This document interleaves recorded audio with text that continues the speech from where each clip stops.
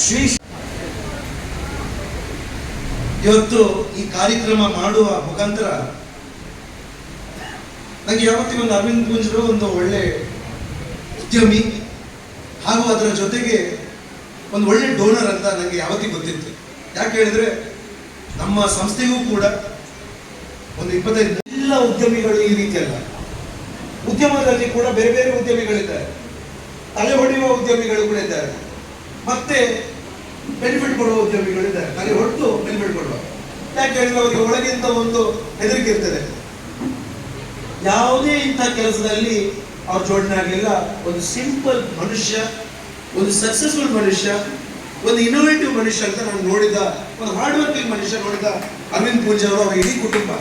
ಅದೇ ರೀತಿ ನನ್ನ ಮತ್ತೆ ಅವರ ಮಗನ ವ್ಯಾವಹಾರಿಕ ಸಂಬಂಧ ಇದೆ. ನಾನು ಕೂಡ ನೋಡಿದ್ದೇನೆ, ಒಂದು ಎಷ್ಟೋ ಪೆಟ್ರೋಲ್ ಬಂಕ್ಗಳಿದೆ. ಇವನ ಒಂದು ಇನೋವೇಟಿವ್ ಥಾಟ್ಗಳನ್ನು ನಮ್ಮ ಪ್ರಾಪ್ತಿ ಜೆ ಪೂಜಾರಿ, ಅಧಿಕಾರಿ ಬೆಟ್ಟು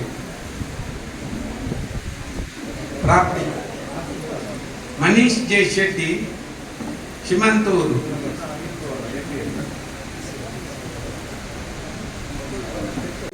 ಮತ್ತೆ ಕ್ಯಾಲ್ಕುಲೇಟ್ ಮಾಡಿದ್ರು. ಇಷ್ಟು 20 ಲಕ್ಷ ಗಳಿಸಬೇಕಿದ್ರೆ ಅವರು ಎಷ್ಟು ವರ್ಷ ದುಡಿಬೇಕಂತ. 9 ವರ್ಷ ದುಡಿಬೇಕು.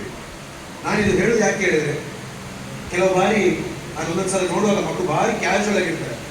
ಪೇರೆಂಟ್ಸ್ ನಮ್ಮ ಹಕ್ಕಂತ ಯೋಚಿಸ್ತೇವೆ. ಇವತ್ತು ನೀವು ಅರ್ಥ ಮಾಡ್ಕೊಳ್ಳಿ, ಇವತ್ತು ಅವರ ಅವಧಾರಿತ ಮನಸ್ಸಿದ್ದ ಕಾರಣ ಅವ್ರು ನನ್ನ ಮಕ್ಕಳು ಒಳ್ಳೆದಾಗಬೇಕಂತೂ ಆ ಉದ್ದೇಶದಲ್ಲಿ ನಿಮ್ಮ ಮೇಲೆ ಎಷ್ಟೋ ಖರ್ಚು ಮಾಡ್ತಾ ಇರ್ತಾರೆ. ನಾವು ಕೆಲವು ಬಾರಿ ಒಂದು ಜಾಸ್ತಿ ಮಾಡೋದು ಇಲ್ಲ, ನಮಗೆ ಸುಳ್ಳು ಬನ್ನಿ ಅಂತ ಯೋಚಿಸ್ತೇವೆ. ಪೂರ ಶ್ಲೋಕ ಒಂದು ಪೂರ ಇದ್ದವನು ನಾವು ಹಾಸ್ಟೆಲ್ ನೋಡ್ತೇವೆ. ಎಲ್ಲ ಮಕ್ಕಳಿಗೆ ಕೇಳಿದ್ರೆ ಭಾರಿ ಶ್ಲೋಕ, ಎಲ್ಲ ಸರಿ ನಾನು ಓದ್ತಿದ್ದೇನೆ ಅಂತ. ಸರಿಯಾಗಿ ಓದಲಿಲ್ಲ, ವಾರ್ಡನ್ ನೋಡಿ ಓದುದು ನಾವು